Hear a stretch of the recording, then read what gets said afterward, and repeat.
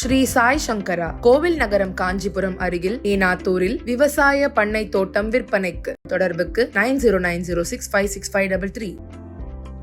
யாரு உள்துறை அமைச்சரை சந்திக்கிறாங்க? இந்தியால யாருக்கு வேண்டுமானாலும் உள்துறை அமைச்சரை சந்திப்பதற்கு அனுமதி இருக்கு. அது உள்துறை அமைச்சரும் சந்திக்கிறாங்க. ஆனா எனக்கு தமிழ்நாட்டிலிருந்து யார் அனுமதி வாங்கி இருக்கிறாங்க, எதுக்கு போய் பாக்குறாங்கன்னு எனக்கு தெரியாதுங்க. அதிகாரப்பூர்வமாக மாநிலத்தினுடைய சட்டம் ஒழுங்கை பத்தி தமிழ்நாட்டை சார்ந்த எந்த ஒரு தலைவராக இருந்தாலும் யாராக இருந்தாலும் உள்துறை அமைச்சர் போய் பேசலாம், பேசிட்டு இருக்காங்க. அரசியல் ரீதியாக இந்த நேரத்துல எதையும் முடிச்சு போட்டு நீங்க கேள்வி கேட்டீங்கன்னா நான் பதில் சொல்லக்கூடிய நிலைமையில நான் இல்லைங்கய்யா. அதனால் நான் திரும்ப திரும்ப சொல்லுவது, உள்துறை அமைச்சர் அதிகாரப்பூர்வமாக யாரோ சந்திக்கிறாங்க, தலைவர்கள் சந்திக்கிறாங்க, இந்த கட்சியிலிருந்து போறாங்கன்னு நீங்க கேக்குறீங்க. நான் சொல்வது, எல்லோருக்கும் உரிமை இருக்கு. உள்துறை அமைச்சரை நேரம் கேட்டா கொடுக்கறாங்க, பாக்குறாங்க. ஒருவேளை சந்திப்பு நடந்த பிறகு ஸ்பெசிபிக்கா ஒரு கேள்வி கேட்டீங்கன்னா நான் பதில் சொல்றேன். ஆனா இன்னைக்கு நான் சொன்னா அது தவறா போயிடும். இல்லைன்னா நான் யாருமே முடிச்சு போடல. ஒரு இன்றைய சந்திப்பு அப்படிங்கிறது அதிமுக பாஜக கூட்டணி பேச்சுவார்த்தைக்கான தொடக்கம். இன்னும் விரைவில் ஒரு 10 நாட்களுக்குள் அதற்கான அறிவிப்பும் வெளியாகும்னு நம்ப தகுந்த வட்டார செய்திகள் வெளிவருது. ஜெர்னலிஸ்ட் நண்பர் அண்ணனுடைய அறிவை நான் இங்க பரிசோதிக்கல. ஆனா நான் கட்சியின் சார்பாக அதிகாரப்பூர்வமாக ஒரு விஷயத்தை நான் சொல்லணும் அப்படின்னா அந்த நேரத்துல நான் சொல்றேங்கன்னா, இன்னைக்கு நான் எந்த ஒரு சந்திப்பையும் எதையும் முடிச்சு போட்டு ஒரு கணக்கு போட்டு நான் சொல்ல மாட்டேன். அதிகாரப்பூர்வமாக உள்துறை அமைச்சரை யாரு வேண்டுமானாலும் சந்திக்கலாம். ஒரு மாநிலத்தினுடைய எதிர்கட்சி தலைவர் நேரம் கேட்கிறாங்க, சட்டம் ஒழுங்கை பத்தி பேசணும், நேரம் கொடுப்பாங்க, பேசலாம். அரசியல் கணக்கு எதுவும் இல்லை. எங்களுடைய நோக்கம் அது இல்லை. பாரதிய ஜனதா கட்சி தமிழகத்துல சிறப்பாக தேசிய ஜனநாயக கூட்டணி வளர்ந்து கொண்டு வருகிறது. எல்லோருடைய நோக்கமும் திராவிட முன்னேற்ற கழகம் ஆட்சியிலிருந்து அகற்றப்பட வேண்டும் என்று எல்லாரும் விரும்புறோம். அது ஒற்றை கோட்டுல நம்ம தேசிய ஜனநாயக கூட்டணியுடைய தலைவர்கள் நீங்க பாத்தீங்க, எல்லோரும் ஒரே மேடையில் இன்னைக்கு இருக்கிறாங்க. தேசிய ஜனநாயக கூட்டணியில யாரு வேண்டுமானாலும் இணையலாம். நம்ம யாரையும் வேண்டான்னு சொல்ல போறது இல்லை. அதிகாரப்பூர்வமாக உள்துறை அமைச்சரை யாரு வேண்டுமானாலும் சந்திக்கலாம். அவர்களையும் உள்துறை அமைச்சர் வேண்டாம் என்று சொல்ல போகுது. அரசியல் சதுரங்கத்தில் காய்கள் எந்த பக்கம் வேண்டுமானாலும் எப்போது வேண்டுமானாலும் நகரலாம் அல்லது நகர்த்தப்படலாம் அப்படியா? ஆனா இப்பதான் நீங்க ஸ்டேஜ்ல பாத்தீங்க, நம்முடைய தேசிய ஜனநாயக கூட்டணியினுடைய எல்லா தலைவர்களும் அல்லது வர முடியாத தலைவர்கள் அவருடைய பிரதிநிதிகளை அனுப்பி இருக்கிறாங்க. ஒரே மேடையில மிக அற்புதமாக ரமலான் நோன்பு திறப்பு விழாவை பாரதிய ஜனதா கட்சி இங்க நடத்தி காட்டியிருக்கின்றோம். இஸ்லாமிய சொந்தங்களோடு எப்பொழுதும் பாரதிய ஜனதா கட்சி இருக்கும் என்பதை நாம தொடர்ந்து உணர்த்தி கொண்டிருக்கின்றோம். இப்ப இந்த நோன்பு விழாவை பார்த்து நம்முடைய முதலமைச்சர் அவர்கள் மாண்புமிகு ஐயா மு.க. ஸ்டாலின் ஐயா பொறாமப்படுற அளவுக்கு இந்த விழா நடந்திருக்கு. அது எப்படி பிஜேபி நடத்தலாம்? இதை முதலமைச்சர் பேசுற வேலையா? நீங்க நடத்துறீங்க, நாங்கள் நடத்துறோம். எங்களுடைய கட்சியில இஸ்லாமிய சொந்தங்கள் இருக்கிறாங்க. இஸ்லாமிய சொந்தங்கள் எங்க கட்சியை வழி நடத்துறாங்க. அப்படி இருக்கும் பொழுது திமுகவுக்கு யாராவது பட்டா போட்டு கொடுத்துருக்காங்களா? தமிழ்நாட்டுல இஸ்லாமிய சொந்தங்களுக்கு நோன்பு திறப்பு விழா திமுக மட்டும்தான் நடத்தணும்னு ரெஜிஸ்டர் ஆபீஸ்ல பத்திரம் போட்டு ஐயா மு.க. ஸ்டாலின் அவர்கள் அறிவாலயத்துல ஒட்டி வச்சிருக்காங்க. இஸ்லாமிய சொந்தங்கள் இன்னைக்கு ஐயா மோடி அவர்களுடைய தலைமை ஏத்துக்கிட்டாங்க. மோடி அவர்கள் செய்திருக்கக்கூடிய வேலைகளை பாக்குறாங்க. இதையெல்லாம் பார்த்து தமிழகத்தினுடைய முதலமைச்சர் ஐயா ஸ்டாலின் அவர்கள் பொறாமப்படுறாங்க. இப்போ நாங்க பேட்டி கேட்கும் போது கூட திரு டிடிவி தினகரன், திரு ஓபிஎஸ் 2 பேருமே என்ன சொன்னாங்க அப்படின்னா, அதிமுகவினுடைய அனைத்து அணிகளும் ஒன்றாக இணைய வேண்டுமா அப்படின்னு கேட்டேக்கு எல்லோருடைய விருப்பம் அதானே அப்படின்னு தான் சொல்றாங்க. ஆனா இன்னைக்கு பாருங்க, மேடையில நம்ம அண்ணன் டிடிவி அவர்கள், அண்ணன் ஓபிஎஸ் அவர்கள்லாம் நம்மோடு இணைஞ்சு பயணிக்கிறாங்க. ஒரு வலிமையான ஒரு தேசிய ஜனநாயக கூட்டணி உருவாவதற்கு காரணமாக ஐயா ஓபிஎஸ் அவர்கள், அண்ணன் டிடிவி அவர்கள், எல்லா தலைவர்கள் இருக்கிறாங்க. நீங்க குறிப்பிட்ட 2 பேரை கேட்டனால தலைவர்கள் பேரை சொல்றாங்க. அதனால வருகின்ற காலத்துல திராவிட முன்னேற்ற கழகத்தை வீழ்த்த வேண்டும். அது கண்டிப்பா வீழ்த்தப்படும். அதற்கு தமிழக மக்கள் என்ன நினைக்கிறாங்க? ஒரு அணியாக திரண்டுவாங்க. ஒரு அணியாக நாங்கள் திரண்டு நிற்கின்றோம். நாங்கள் யாருக்கும் எதிரி இல்லை.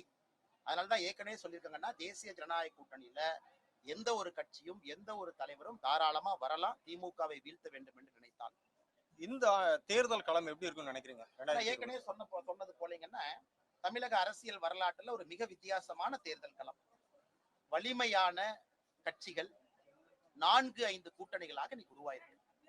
திமுக தலைமையிலான கூட்டணி, அதிமுக தலைமையிலான கூட்டணி, பாஜக தலைமையிலான தேசிய ஜனநாயக கூட்டணி, அண்ணன் சீமான் அவர்கள், அண்ணன் விஜய் அவர்கள். இன்னைக்கு 5 முனை போட்டு இந்தியால எங்கேயுமே 5 முனை போட்டியை நம்ம யாரும் பார்த்தது கிடையாது. எல்லாரும் வலிமையானவங்க தான். அண்ணன் சீமான் அவர்களும் அவருடைய வாக்கு வந்தியை தொடர்ந்து காட்டிட்டு இருக்காங்க.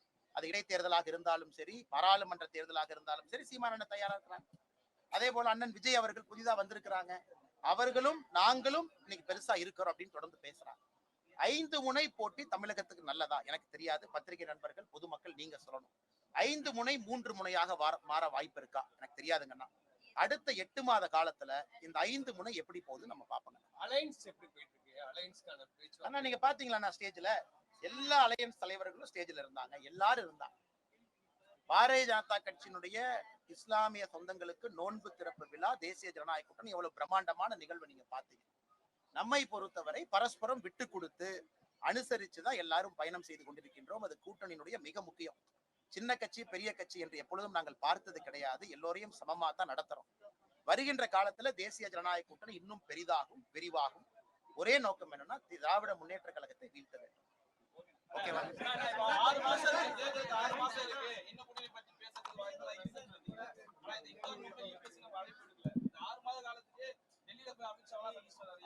நீங்க பாருங்க, இஃப்தார் நோன்பை பொறுத்தவரை அண்ணன் இபிஎஸ் அவர்களாக இருக்கட்டும், அண்ணன் சீமான் அவர்களாக இருக்கட்டும், எல்லாருமே இருக்கிறாங்க. இன்னைக்கு தேசிய ஜனநாயக கூட்டணி இன்னைக்கு யார் இருக்காங்களோ எல்லோரும் சேர்ந்து இந்த இஃப்தார் நோன்பை நடத்திருக்கோம். நாளைக்கு அண்ணன் டிடிவி அவர்கள் நடத்துறாங்க இஃப்தார் நோன்பு, அதுல நானும் பங்கேற்கின்றேன். இன்னைக்கு யார் நம்ம கூட்டணியில தலைவர்கள் இருக்கின்றோமோ எல்லாருமே பரஸ்பரம் ஒருவருக்கொருவர் பேசி இதை நடத்துறோம். எல்லோரும் இஸ்லாமிய சொந்தங்களுக்கு ஒரே செய்தியை சொல்றோம். திமுக காரங்க மட்டும் பட்டா போட்ட மாதிரி இங்கே சுத்திட்டு இருக்காங்க, அவங்க நம்பாதீங்க. திராவிட முன்னேற்ற கழகம் செய்திருக்கக்கூடிய தவறுகளை, துரோகங்களை பட்டியலிட்டு காட்டிக் கொண்டிருக்கின்றோம். அதனால் இஸ்லாமிய சொந்தங்களாக இருக்கட்டும், கிறிஸ்தவ சொந்தங்களாக இருக்கட்டும், யாரும் அவர்களை வாக்கு வங்கியாக எடுத்துக் கொள்ள முடியாது. எல்லோரும் தேசிய ஜனநாயக கூட்டணியின் பக்கம் வர ஆரம்பித்திருக்கிறார்கள்.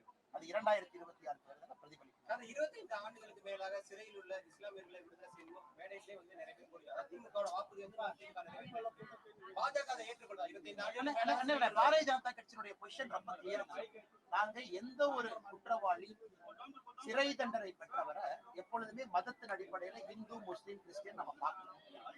நம்மை பொறுத்தவரை குற்றவாளிகளை 2 தரமாக பார்க்கின்றோம். ஃபண்டமெண்டலிஸ்ட் குற்றவாளிகள், அதாவது ஒரு பாம்பு பிளாஸ்ட், டெரர் இன்சிடென்ட்ல மாட்டிருக்கிறவங்க. எத்தனையோ இஸ்லாமிய சொந்தங்கள் வேறு வேறு கேஸ்ல லைஃப் இம்ப்ரிசன்மென்ட் இருக்கிறாங்க. அவர்களுக்கு ஒரு மானசீக முறையில அவர்களுக்கு நல்ல ஒரு விஷயம் நடக்க வேண்டும். 14 வருஷம் ஆயிடுச்சு சிறையில வச்சிருக்கணுமா? எங்களை பொறுத்தவரை மதத்தின் அடிப்படையில பார்க்காம ஃபண்டமெண்டலிஸ்ட் டெரர் இன்சிடென்ட் தான் பார்க்கணும். அதிலும் நாங்கள் இஸ்லாம் என்கின்ற வார்த்தையை பயன்படுத்தி ஒரு ஹார்டு கோர் டெரரிஸ்டா இருக்கும்போது அவர்களுக்கான இது வேற.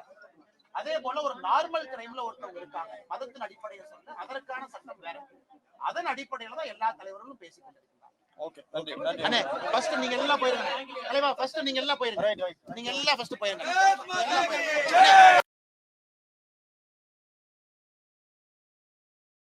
ஆனா யாரு உள்துறை அமைச்சர் சந்திப்பதற்கு உரிமை இருக்கு. ஆனா யாரு உள்துறை அமைச்சரை சந்திக்கிறாங்க? ஆனா இந்தியால யாருக்கு வேண்டுமானாலும் உள்துறை அமைச்சரை சந்திப்பதற்கு அனுமதி இருக்கு. அது உள்துறை அமைச்சரும் சந்திக்கிறாங்க. ஆனா எனக்கு தமிழ்நாட்டிலிருந்து யார் அனுமதி வாங்கி இருக்கிறாங்க, எதுக்கு போய் பாக்குறாங்கன்னு எனக்கு தெரியாதுங்க. அதிகாரப்பூர்வமாக மாநிலத்தினுடைய சட்டம் ஒழுங்கை பத்தி தமிழ்நாட்டை சார்ந்த எந்த ஒரு தலைவராக இருந்தாலும் யாராக இருந்தாலும் உள்துறை அமைச்சர் போய் பேசலாம்.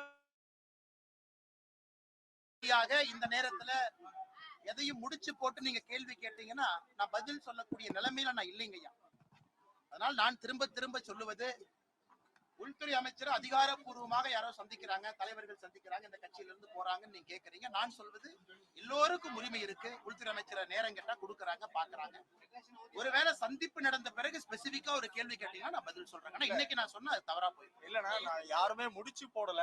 ஒரு இன்றைய சந்திப்பு அப்படிங்கிறது அதிமுக பாஜக கூட்டணி பேச்சுவார்த்தைக்கான தொடக்கம். இன்னும் விரைவில் ஒரு 10 நாட்களுக்குள் அதற்கான அறிவிப்பும் வெளியாகும்னு நம்ப தகுந்த வட்டார செய்திகள் வெளிவருது. அண்ணே, ஜெர்னலிஸ்ட் நண்பர் அண்ணனுடைய அறிவை நான் இங்க பரிசோதிக்கல. ஆனா நான் கட்சியின் சார்பாக அதிகாரப்பூர்வமாக ஒரு விஷயத்தை நான் சொல்லணும் அப்படின்னா அந்த நேரத்துல நான் சொல்றேங்கன்னா, இன்னைக்கு நான் எந்த ஒரு சந்திப்பையும் எதையும் முடிச்சு போட்டு ஒரு கணக்கு போட்டு நான் சொல்ல மாட்டேன். அதிகாரப்பூர்வமாக உள்துறை அமைச்சரை யாரு வேண்டுமானாலும் சந்திக்கலாம். ஒரு மாநிலத்தினுடைய எதிர்க்கட்சி தலைவர் நேரம் கேட்கிறாங்க, சட்டம் ஒழுங்கை பத்தி பேசணும், நேரம் கொடுப்பாங்க, பேசலாம்.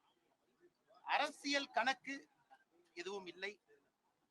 எங்களுடைய நோக்கம் அது இல்ல. பாரதிய ஜனதா கட்சி தமிழகத்துல சிறப்பாக தேசிய ஜனநாயக கூட்டணி வளர்ந்து கொண்டு வருகிறது.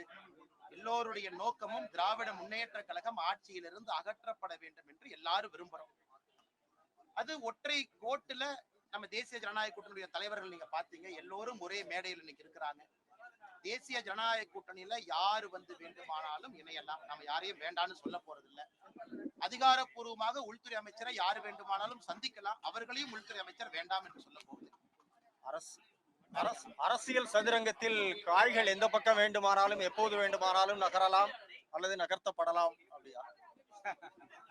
ஆனா இப்பதான் நீங்க ஸ்டேஜ்ல பாத்தீங்க, நம்முடைய தேசிய ஜனநாயக கூட்டணியினுடைய எல்லா தலைவர்களும் அல்லது வர முடியாத தலைவர்கள் அவருடைய பிரதிநிதிகளை அனுப்பி இருக்கிறாங்க. ஒரே மேடையில மிக அற்புதமாக ரமலான் நோன்பு திறப்பு விழாவை பாரதிய ஜனதா கட்சி இங்க நடத்தி காட்டியிருக்கின்றோம். இஸ்லாமிய சொந்தங்களோடு எப்பொழுதும் பாரதிய ஜனதா கட்சி இருக்கும் என்பதை நாம தொடர்ந்து உணர்த்தி கொண்டிருக்கின்றோம். இப்ப இந்த நோன்பு விழாவை பார்த்து நம்முடைய முதலமைச்சர் அவர்கள் மாண்புமிகு ஐயா மு.க. ஸ்டாலின் ஐயா பொறாமப்படுற அளவுக்கு இந்த விழா நடந்திருக்கு. அது எப்படி பிஜேபி நடத்தலாம்? இதனை முதலமைச்சர் பேசுற வேலையா? நீங்க நடத்துறீங்க, நாங்கள் நடத்துறோம். எங்களுடைய கட்சியில இஸ்லாமிய சொந்தங்கள் இருக்கிறாங்க. இஸ்லாமிய சொந்தங்கள் எங்க கட்சியை வழி நடத்துறாங்க. அப்படி இருக்கும் பொழுது திமுகவுக்கு யாராவது பட்டா போட்டு கொடுத்துருக்காங்களா? தமிழ்நாட்டுல இஸ்லாமிய சொந்தங்களுக்கு நோன்பு திறப்பு விழா வந்து திமுக மட்டும்தான் நடத்தணும்னு ரெஜிஸ்டர் ஆபீஸ்ல பத்திரம் போட்டு ஐயா மு.க. ஸ்டாலின் அவர்கள் அறிவாலயத்துல ஒட்டி வச்சிருக்காங்கன்னா, இதெல்லாம் அவருடைய வைத்தறிச்சலை காட்டு. இஸ்லாமிய சொந்தங்கள் இன்னைக்கு ஐயா மோடி அவர்களுடைய தலைமை ஏத்துக்கிட்டாங்க. மோடி அவர்கள் செய்திருக்கக்கூடிய வேலைகளை பாக்குறாங்க. இதையெல்லாம் பார்த்து தமிழகத்தினுடைய முதலமைச்சர் ஐயா ஸ்டாலின் அவர்கள் பொறாமப்படுறாங்க. இப்போ நாங்க பேட்டி கேட்கும் போது கூட திரு டிடிவி தினகரன், திரு ஓபிஎஸ் ரெண்டு பேருமே என்ன சொன்னாங்க அப்படின்னா, அதிமுகவினுடைய அனைத்து அணிகளும் ஒன்றாக இணைய வேண்டுமா அப்படின்னு கேட்டதுக்கு எல்லோருடைய விருப்பம் அதானே அப்படின்னு தான் சொல்றாங்க. ஆனா இன்னைக்கு பாருங்க, மேடையில நம்ம அண்ணன் டிடிவி அவர்கள், அண்ணன் ஓபிஎஸ் அவர்கள்லாம் நம்மோடு இணைஞ்சு பயணிக்கிறாங்க. ஒரு வலிமையான ஒரு தேசிய ஜனநாயக கூட்டணி உருவாவதற்கு காரணமாக ஐயா ஓபிஎஸ் அவர்கள், அண்ணன் டிடிவி அவர்கள், எல்லா தலைவர்கள் இருக்கிறாங்க. நீங்க குறிப்பிட்ட 2 பேரை கேட்டனால தலைவர்கள் பேரை சொல்றாங்க. அதனால வருகின்ற காலத்துல திராவிட முன்னேற்ற கழகத்தை வீழ்த்த வேண்டும். அது கண்டிப்பா வீழ்த்தப்படும். அதற்கு தமிழக மக்கள் என்ன நினைக்கிறாங்க? ஒரு அணியாக திரண்டுவாங்க. ஒரு அணியாக நாங்கள் திரண்டு நிற்கின்றோம். நாங்கள் யாருக்கும் எதிரி இல்லை. அதனாலதான் ஏற்கனவே சொல்லியிருக்காங்கன்னா, தேசிய ஜனநாயக கூட்டணியில எந்த ஒரு கட்சியும் எந்த ஒரு தலைவரும் தாராளமா வரலாம், திமுகவை வீழ்த்த வேண்டும் என்று நினைத்தால். இந்த தேர்தல் களம் எப்படி இருக்குன்னு நினைக்கிறீங்க? ஏற்கனவே சொன்னது போலீங்கன்னா, தமிழக அரசியல் வரலாற்றுல ஒரு மிக வித்தியாசமான தேர்தல் களம். வலிமையான கட்சிகள் 4-5 கூட்டணிகளாக இன்னைக்கு உருவாயிருக்கு. திமுக தலைமையிலான கூட்டணி, அதிமுக தலைமையிலான கூட்டணி, பாஜக தலைமையிலான தேசிய ஜனநாயக கூட்டணி, அண்ணன் சீமான் அவர்கள், அண்ணன் விஜய் அவர்கள். இன்னைக்கு 5 முனை போட்டி. இந்தியால எங்கேயுமே 5 முனை போட்டியை நம்ம யாரும் பார்த்தது கிடையாது. எல்லாரும் வலிமையானவங்க தான். அண்ணன் சீமான் அவர்களும் அவருடைய வாக்கு வந்தியை தொடர்ந்து காட்டிட்டு இருக்காங்க. அது இடைத்தேர்தலாக இருந்தாலும் சரி, பாராளுமன்ற தேர்தலாக இருந்தாலும் சரி, சீமான் அண்ணன் தயாரா இருக்கிறாங்க. அதே போல அண்ணன் விஜய் அவர்கள் புதிதா வந்திருக்கிறாங்க. அவர்களும் நாங்களும் இன்னைக்கு பெருசா இருக்கிறோம் அப்படின்னு தொடர்ந்து பேசுறாங்க. 5 முனை போட்டி தமிழகத்துக்கு நல்லதா? எனக்கு தெரியாது. பத்திரிகை நண்பர்கள், பொதுமக்கள் நீங்க சொல்லணும். 5 முனை 3 முனையாக மாற வாய்ப்பு இருக்கா? எனக்கு தெரியாதுங்கன்னா. அடுத்த 8 மாத காலத்துல இந்த 5 முனை எப்படி போகுது நம்ம பாப்போங்க. அலைன்ஸ் எப்படி போயிட்டு இருக்கு? அலைன்ஸ்கான பேச்சு ஆனா நீங்க பாத்தீங்களா, நான் ஸ்டேஜ்ல எல்லா அலையன்ஸ் தலைவர்களும் ஸ்டேஜ்ல இருந்தாங்க. எல்லாரும் இருந்தாங்க. பாரதிய ஜனதா கட்சியினுடைய இஸ்லாமிய சொந்தங்களுக்கு நோன்பு திறப்பு விழா, தேசிய ஜனநாயக கூட்டணி எவ்வளவு பிரம்மாண்டமான நிகழ்வு நீங்க பாத்தீங்க. நம்மை பொறுத்தவரை பரஸ்பரம் விட்டு கொடுத்து அனுசரிச்சுதான் எல்லாரும் பயணம் செய்து கொண்டிருக்கின்றோம். அது கூட்டணியினுடைய மிக முக்கியம். சின்ன கட்சி பெரிய கட்சி என்று எப்பொழுதும் நாங்கள் பார்த்தது கிடையாது. எல்லோரையும் சமமா தான் நடத்துறோம். வருகின்ற காலத்துல தேசிய ஜனநாயக கூட்டணி இன்னும் பெரிதாகும், விரிவாகும். ஒரே நோக்கம் என்னன்னா, திராவிட முன்னேற்ற கழகத்தை வீழ்த்த வேண்டும். ஓகேவா?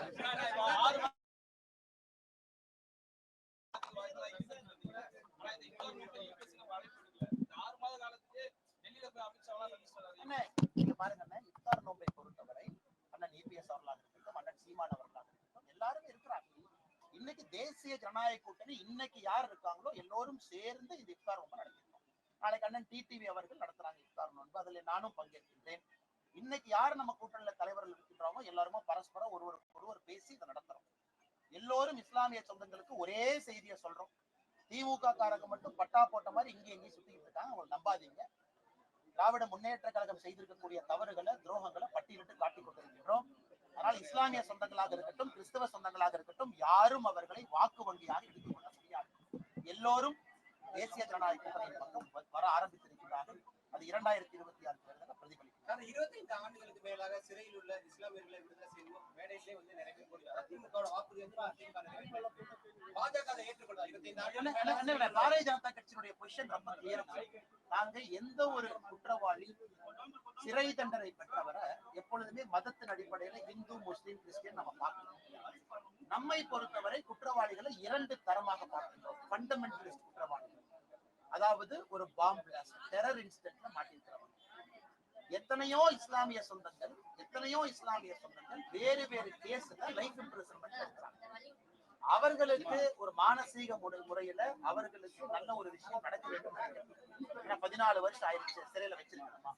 எங்களை பொறுத்தவரை மதத்தின் அடிப்படையில பார்க்காம ஃபண்டமெண்டலிஸ்ட் டெரர் இன்சிடென்ட் தான் பார்க்கணும்.